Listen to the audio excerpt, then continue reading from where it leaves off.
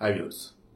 ఈరోజు సంక్రాంతికి వస్తున్న మన వెంకీ, మీనాక్షి చౌదరి, ఐశ్వర్య రాజేష్ సినిమా వచ్చేసింది. ఈ సినిమా సంబంధించి మీరు రివ్యూలు ఆల్రెడీ చూసుంటారు, సినిమా ఆల్రెడీ కొంతమంది చూసుంటారు. మొన్న 10వ తారీఖున గేమ్ చేంజర్, 12వ తారీఖున డాకు మహారాజ్, సంక్రాంతికి 3 సినిమాలు. వీటిల్లో game changer producer Dil Raju, సంక్రాంతికి వస్తున్న ప్రొడ్యూసర్ దిల్ రాజు. అయితే ఈ 3 సినిమాలకు సంబంధించి రిజల్ట్ ఏంటి అన్నప్పుడు, గతంలో 2019 అనుకుంటా వినయ విధేయ రామ అండ్ ఎన్టీఆర్ బయోపిక్ వచ్చేసి మన బాలకృష్ణ, F2 వచ్చేసి మన వెంకటేష్. ఆ F2 డైరెక్టరే అనిల్ రావిపూడి. ఇప్పుడు అదే రావిపూడి, అదే అనిల్ ఇప్పుడు ఏది సంక్రాంతికి వస్తున్నా సంబంధించి అదే వెంకటేష్ మరలా ఇక్కడ.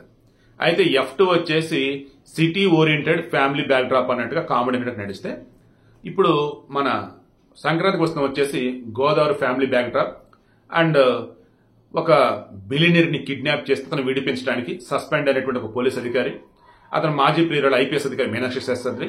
సో వీళ్ళతో కూడినటువంటి ఒక అద్భుతమైన సినిమా. ఇందులో వెంకటేష్ కొడుకు బుల్రాజు సూపర్ ఉంటుంది క్యారెక్టర్. ఓవరాల్ వచ్చేసి సంక్రాంతికి సంబంధించి అనుకున్నప్పుడు 3 సినిమాలు బాగున్నాయి.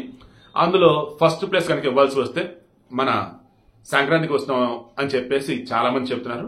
నాకు అలాగే అనిపిస్తుంది. గేమ్ చేంజర్ అయితే నాకు నచ్చిన సినిమా. ఆ స్టోరీ కానీ అద్భుతంగా ఉంది. ఇక డాకు మహారాజ్ బాలయ్య అభిమానులకి పండగ. అండ్ తమన్ తనకు వచ్చిన మ్యూజిక్ తోనే మరలా కొట్టాడు, సౌండ్ బస్ పగిలేలా చేస్తున్నాడు. సో అందుకని నేను చెప్పడం సింపుల్, ఒకే ఒక టైంలో ఈ సంక్రాంతికి ఇంకా నేను సినిమా చూడాల, ఖచ్చితంగా ఒక సినిమా నేను చూడగలను అనుకుంటే, అద్భుతమైన స్టోరీ అనుకుంటే గేమ్ చేంజర్. బాలయ్య అభిమానులు మేము మాస్ సినిమా మాకు కావాలి, లేదు బాలయ్య అభిమాని కాదు అద్భుతమైన మాస్ సినిమా కావాలి మాకంటే డాకు మహారాజ్. ఫ్యామిలీ అంతా వెళ్ళాలి, కాసేపు నవ్వుకోవాలి అనుకుంటే సంక్రాంతికి వస్తున్నాం. ఓకే, ఇలాంటి రివ్యూ మీకు ఎవరు చెప్పుండ్రు, బట్ నేను చాలా ప్రాక్టికల్ గా చెప్పా. అండ్ పండగని చక్కగా సెలబ్రేట్ చేసుకుంటున్న వాళ్ళు ఎవరైతే ఉన్నారో ఈ సినిమా విషయంలో కూడా అలాగే చూసి ఎంజాయ్ అయితే చేయండి.